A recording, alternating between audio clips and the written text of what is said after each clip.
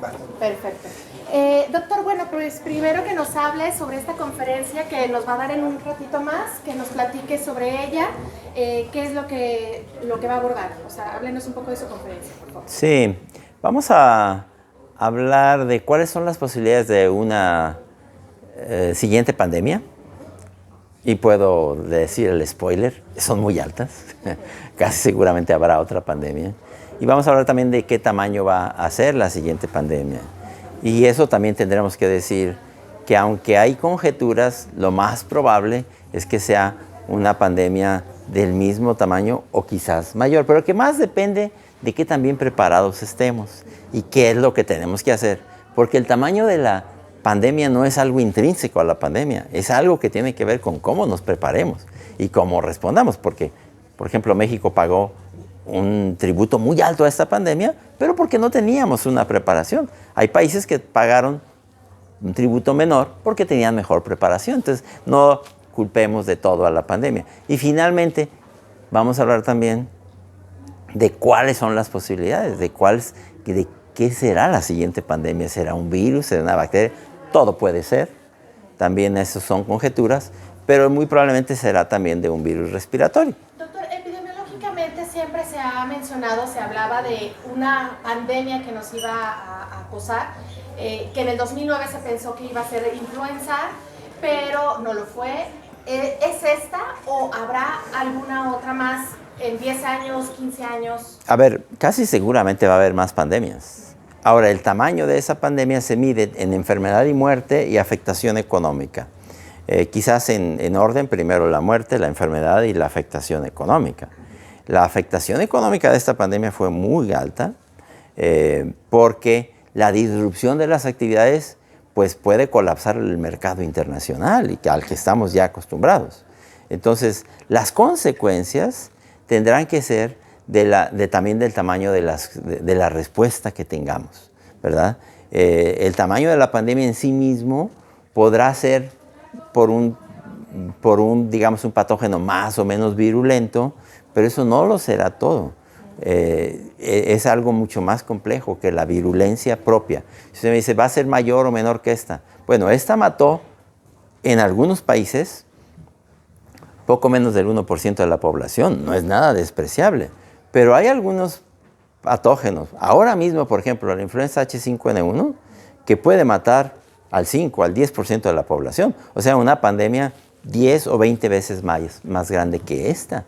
Por eso el mensaje es, no caigamos en pánico, no difundamos pánico, alarma, no, pero sí una alerta de que depende de qué también nos preparemos. Si no aprendemos las lecciones, si somos muy llevados por la mala, como dice la canción, pues definitivamente la siguiente pandemia, independientemente de su valor intrínseco, nos va a causar mucho daño, porque no estamos preparados. Debimos haber aprendido cosas de la pandemia de 2009 que no aprendimos. ¿Cuáles? Bueno, es que no teníamos un buen sistema primario de atención, no teníamos buenas unidades o una capacidad siquiera de respuesta en terapias intensivas, no teníamos buenos elementos de diagnóstico a nivel nacional, por ejemplo. Se nos acabó el oxígeno, no teníamos capacidad de producir oxígeno, no teníamos ya capacidad de producir vacunas. O sea, hay muchas cosas que se puedan mejorar. Y si las mejoramos, la siguiente pandemia, que de todos modos la va a haber, seguramente nos va a hacer mucho menos daño que esta. Sobre todo pensando que puede ser también respiratoria, ¿no? Bueno, esta es multisistémica, pero que puede ser respiratoria la siguiente, la que dice la H5N3. H5N1. H5N1.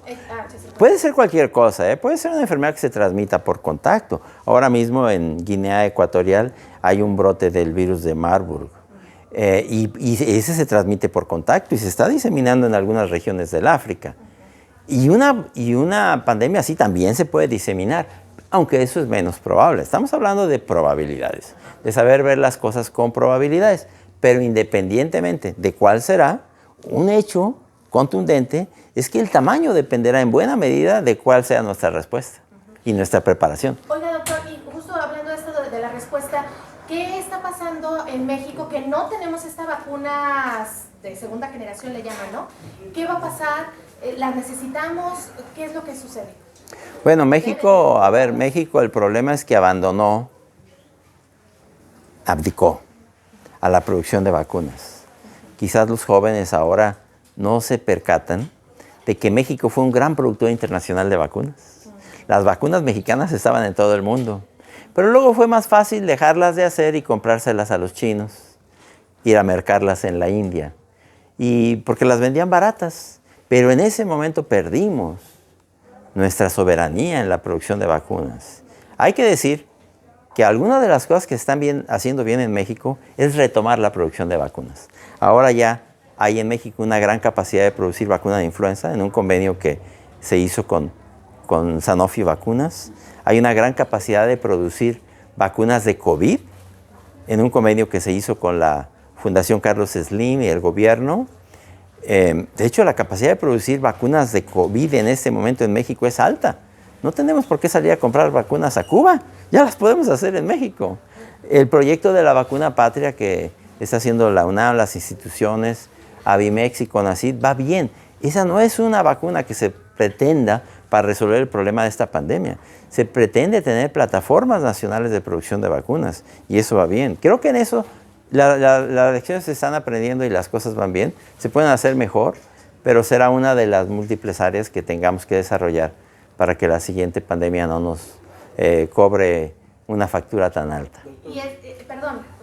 Y en esta segunda, todos los otros países están aplicándose ya la vacuna, insisto, esta es de segunda generación para COVID. Nosotros no, nosotros nos quedamos con la de Pfizer, las primeritas de hace 3 años.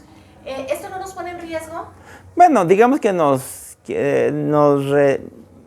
quita un beneficio de la vacuna bivalente, pero eso no quiere decir que no tenga un beneficio que sigamos usando las vacunas originales. Esas vacunas originales te brindan un beneficio.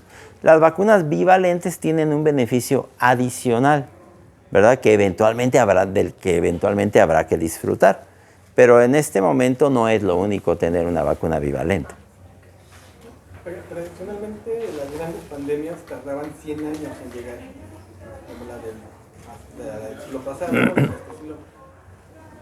¿Qué tanto podremos tardar en tener una nueva pandemia? Hasta de las enfermedades. A ver, lo que pasa es que depende del tamaño que tú lo quieras ver.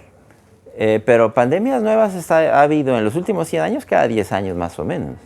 De influenza, pero también de enfermedades como ébola o barruntos, digamos, de pandemias como ébola. Ahora mismo, esta enfermedad, la Mpox, la viruela del mono, antes conocida así, pues es una verdadera pandemia porque está en muchísimos países. Lo que pasa es que no hace el mismo daño, ¿verdad? Pero pandemias vamos a tener y casi puedes decir que una probabilidad muy alta es que antes de 10 años tengamos otra pandemia. Otra vez, ¿qué tan grave va a ser? Eso es lo que no está fácil de determinar. Pero el mundo está cada vez más móvil, cada vez hay más interacción entre las sociedades. Algo que antiguamente no hubiera sido una pandemia, ahora lo va a hacer, porque la población tiene una más movilidad, estamos más cercanos, estamos involucrándonos más en ambientes tradicionalmente de animales, porque buena parte de las pandemias son zoonosis, vienen de los animales a adaptarse a los seres humanos. Entonces va a haber seguramente en la siguiente década. No sabemos de qué tamaño, pero lo que sí podemos decir es que su tamaño dependerá también de la adaptación que tengamos nosotros y de las lecciones que aprendamos. ¿Y la sociedad cómo nos podemos prevenir? Porque todavía hay mucha gente que se rehúsa a vacunarse, a tomar medicamentos. Sí, bueno, la sociedad tiene que estar bien informada. La sociedad tiene que saber buscar información, porque ahora que sin duda es un beneficio la información que brindan, por ejemplo, las redes sociales, también hay problemas en que cualquiera puede difundir la información que quiera y que a veces la difusión de esa información no tiene que ver con la calidad de la información, tiene que ver con la capacidad de la persona que hace la difusión, ¿verdad? Y esa persona puede perfectamente difundir ideas falsas y eso hace mucho daño. Yo creo que una de las primeras cosas que tiene que saber la gente es que no se crea cualquier cosa que le digan, que aprenda a ver de manera crítica lo que lee, particularmente en redes sociales, que se informe de su salud, que vea el beneficio de las vacunas de manera objetiva, ¿verdad? En fin, que la gente haga uso de la información, pero que sepa hacerlo de manera efectiva. Doctor, ¿en qué etapa, en qué momento es recomendable volver a retomar la vacuna? Porque, de COVID, insisto, porque pues ahorita no hay vacunas ya, ¿no? O sea, creo que la única que están poniendo es la Abdala y la gente no la está buscando. Que también esto, ¿usted qué opina de la Abdala? A ver, la vacuna Abdala, las vacunas cubanas en general tienen un pecado original, que se empezaron a aplicar sin haberse probado adecuadamente en estudios clínicos de fase 2, fase 3. Se aplicaron masivamente, eso no estuvo bien. Ahora, eso no quiere decir que no sean buenas, ¿verdad? Parece que la vacuna primero es segura. ¿Por qué? Porque ya sabríamos, se ha puesto a millones de personas en Cuba, en Nicaragua, y no hay señales de inseguridad en esa vacuna. Parece, si al menos nos atenemos a la información de los comités de nuevas moléculas, que no es gente improvisada ahí, ¿eh? El comité de nuevas moléculas de COFEPRIS tiene gente profesional. Supongo yo que ellos evaluaron toda la información que no teníamos los demás y concluyeron que era efectiva. Yo lo que digo también es que en este momento, independientemente de que sea una vacuna segura y parece ser buena, la verdad que ya lo podemos hacer en México. México ya tiene la capacidad de producir vacuna de COVID y tenemos plantas ya en este momento subutilizadas. La verdad también no veo por qué salir a comprarle a los cubanos cuando ese esfuerzo de la producción de la vacuna, por ejemplo, de AstraZeneca, ha sido un esfuerzo oficial, es un esfuerzo del gobierno. ¿Por qué no utilizarlo si es un esfuerzo de ellos y ya está ahí la planta? ¿Cuáles otras vacunas podría fabricar México? México ya tiene capacidad de producir, por ejemplo, masivamente las vacunas para una siguiente pandemia de coronavirus, de influenza, y paulatinamente en esas mismas plataformas se pueden producir otras muchas vacunas, siempre y cuando volvamos a esa producción de vacunas, no nada más a lo que hizo México, que fue convertirse en un comercializador de vacunas, ¿verdad? Eso fue más cómodo, pero nos quitó soberanía. Por ejemplo, BCG podría ser la... Podría. Estos rebrotes de tuberculosis, ¿no? Sí, pero bueno, hay que decir que la tuberculosis no se controla con la BCG, ¿eh? La tuberculosis... Sí, ¿verdad? Sí, la tuberculosis se controla con las condiciones de la población y la ventilación y ese tipo de cosas. Pero no, otras muchas vacunas.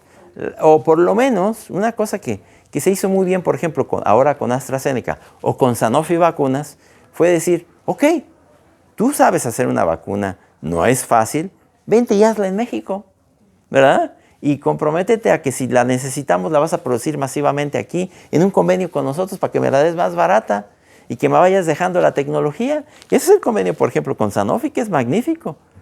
Ahí se comprometió el gobierno a comprarle exclusivamente a Sanofi por un tiempo.